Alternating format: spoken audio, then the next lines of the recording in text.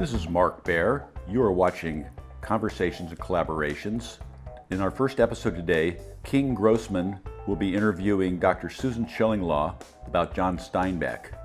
In the second part, I will be talking with Louis Lebherz about the opera Rise and Fall of the City of Mahagoni by Kurt Weill and Bertolt Brecht.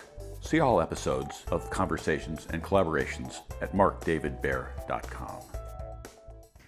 Hi, I'm King Grossman, guest hosting for Mark Baer on Conversations and Collaborations, and I'm really pleased to do this for the first time on the subject of John Steinbeck, and to have Susan here, who is a Steinbeck scholar. So it's really an honor for me to be here, Susan, and thank you for being here. Thank you. And as a young guy, when I read Steinbeck, his sense of taking a story and making people, not characters. I want to say he made people, not characters. He went beyond characters. He made full people in his stories, and then with this linking that with these huge issues of society, it helped me develop something that I want to ask you to talk about with regard to Steinbeck and your take on things, but. One of, not the only, but one of the very important roles of an artist and a writer is to make, through their work, make people care enough about whatever it is they're writing about, the heart of what they're writing about. Well, I think initially his idea of the role of the writer was to make himself be heard in the 1930s, or to fully identify with, as you say, with the characters that he was trying to place in the environment of the West, and to make those working class people, really farmers, ranchers, Lenny and George, people who worked with their hands, make those people real, make you hear them, understand what they were up against. I really, again, to help people understand one another, I think, was his goal, and really listen. I wrote a book on the Grapes of Wrath, and I talked about the turtle chapter, which was partly telling readers to kind of slow down as you read and really appreciate the pace of the book, travel, what the Joads were up against, how they spoke, how they buried their grandpa, what they ate, how they fixed their car, all those details of life. So it's a slow book, and it's meant to be. And I think he wanted, a word he used again and again was participate. So he wanted readers to participate in the actuality of what he was writing about. Yeah. And participation is a process of really feeling it, knowing the characters, hearing them, listening to them, and experiencing what they're experiencing. It's like going through a walk in the woods very slowly, where you start noticing things, and that's what he wanted his readers. All of his life, he wanted to attract an audience that was broad, and a reader that would appreciate stories. The best example of this, I think, is of Mice and Men, which was written as a play novelette, and he did that so that he would attract a literary audience as well as a theatrical audience, thinking that they were different, and that's the broadest possible audience. So he wanted people to read him. Not that he wanted to become famous, he didn't. He just wanted to be read and understood and have people participate. Later on, when he did become more politically engaged, certainly, I think, overtly with politics, with presidents, Roosevelt, Adlai Stevenson, etc. And especially in the Cold War, he said the artist's role is to keep society on its toes, or to keep politicians on their toes.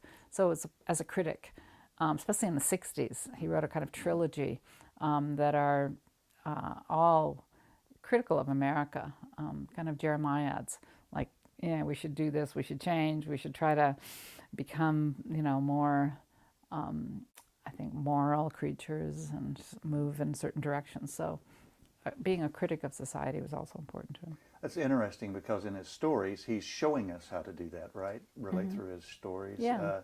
And then he took some time to maybe tell us a little bit about right. what he thought about that. Yeah. Then also, as he did his journalistic work, and how this reflects into, story, actual advice giving he might have given, but the Harvest Gypsies that he wrote for the San Francisco News. And it really struck me as how this was investigative journalism. It was, yeah.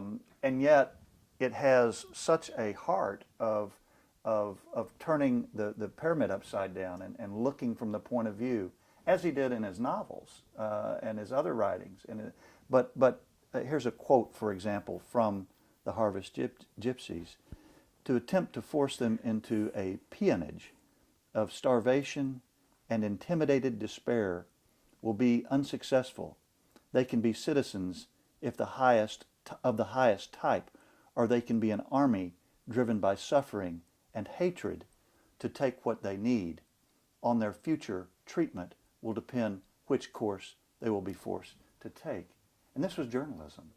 First of all, Harvest Gypsies, so published in 1936. It was the assignment that sparked the Grapes of Wrath. He knew once he investigated the migrant camps in California, the housing in California, what was happening to the thousands of migrants that were pouring into California from the Southwest. How were they living? Roadside banks, tent camps, some workers' camps, growers would have field worker camps. And then the government came in to help all these destitute people and built some government camps. So Steinbeck's assignment was to say, okay, compare all these, what's happening. They were trying to, it was a kind of didactic assignment because the purpose was to sort of try to get some support for the government camps. Okay, so this is a necessary program. The federal government needs to come into California to make housing better. So, he lent his pen to a cause. But then once he did that, once he'd written the journalism, which was pretty hard-hitting, the articles were fairly successful, accompanied by Dorothea Lange's photographs, he said, there's a novel in this. It's happening now, and it's incredibly important. Now, it's really hard to write a novel about some kind of political movement that's happening at the moment. We don't get many novels. You don't get war novels. You don't get novels about, Syria, because we don't know what's happening, So it's still happening, and so what does it mean, and how do you interpret it? So it's the reflective part that takes some time. So Steinbeck sort of plunged into this social crisis and tried to shape it, and it took him a while to figure out how to shape it. He initially wanted to write a play. He said maybe I'll have photographs with the play, or he tried to write a kind of really vicious attack, a kind of satiric attack at one point. So he kept kind of putting wine in different bottles the whole time trying to write this story. And finally it came out, and he wrote it very quickly as The Grapes of Wrath. So I think journalism fed his fiction. And I think that's true in a lot of cases, that for him to see carefully was the germ of an idea, that he needed to physically go to places to see them. That said, he also supported himself writing a lot of journalism, particularly in the 50s and 60s. He became a journalist. He traveled more, and he kind of used his pen to support himself, writing pieces on Italy, on being in France, and on Ireland. I go back to Ireland as one of his... and he'd write about anything. So the kind of charming thing and frustrating thing maybe about Steinbeck is he was willing to write about any subject. One of my favorite examples is a little essay called D is for Dangerous, and it's about license plates on cars. And if you're a bad driver and have gotten a lot of tickets, you should be assigned a big D license plate. And then it will show that, A, you're a bad driver, but it will humiliate your family. It will make other people avoid you, and it should humiliate you as well. And so the effect is to make you a better driver because you've got this big D on your life. And so, it's sort of silly, but it was something he clearly kind of thought about, probably, over a couple glasses of wine or something. But he wrote it. And so he didn't mind writing things that are sort of quote unquote trivial as well as very weighty things. Yes. And so he was that kind of flexible writer. Well, and it also, to me, it shows a complexity to his thought, because he always stands on the side of the everyday Yeah, guy. that's true. And yet here he writes this article about shape up. When you're Right, driving, yeah, you're gonna, exactly. This is a solution. He was kind of an inventor too, so he had an inventive mind. So I think the driver's license plate with a D on it was one of his inventions. Ideas, yeah. Did Travels with Charlie, which is nonfiction, did that slide into fiction at some point? Yes, it did. There's a little vignette in there where he meets an actor that sounds very much like John Gielgud, and that was probably intended, and it's probably he probably wanted the idea of that conversation to be in the book, so he inserted a little story. Same is true when he was in the South in New Orleans, and he's trying to grapple with race and with, Ruby Bridges being escorted into a high school desegregation. And he picks up two hitchhikers. So, he has two different opinions.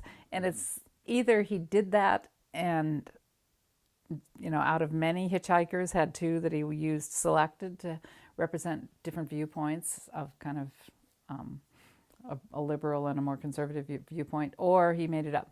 So, but I think for a writer, that line isn't necessarily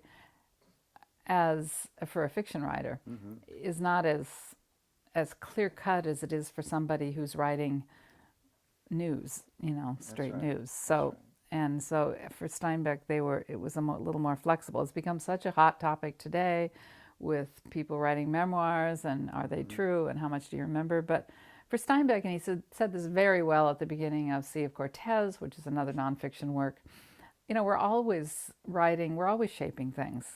We shape them by our minds, and so there is no objective truth, because once I go into the Sea of Cortez, of course, I'm a new entity there, and so what I see is shaped by my experience there. So yes, it's nonfiction, it's my point of view, but it's also a kind of fiction. It's because it's my story. That's so right. For Steinbeck, those lines weren't as rigidly drawn as they tend to be today. And so Travels with Charlie, he did take the trip, he did take his poodle along, he did design a camper, he did go around the country, he did see all those things, but he probably left out things as well. Meeting his wife sometimes, but we all do that when we write. We include things and we leave things out. That's exactly right. Going back a little bit to kind of developing as a writer, and Steinbeck developed as a writer, and this was very inspiring to me in my own writing. In that, he started with Cup of Gold, I guess, and it was he found his voice, the Steinbeck voice that we know, really was developed over a period of years, and I think it's fair to say that the style of his early writing was one thing, and the style of maybe from Tortilla Flats on was kind of another thing. Would you talk about that a little bit? Well, he so loved language. He used to read the dictionary, and he wrote poetry early, and he read his stories aloud to high school friends, for heaven's sakes. I can't imagine that they appreciated that necessarily, but he loved the sound of words, the music of prose.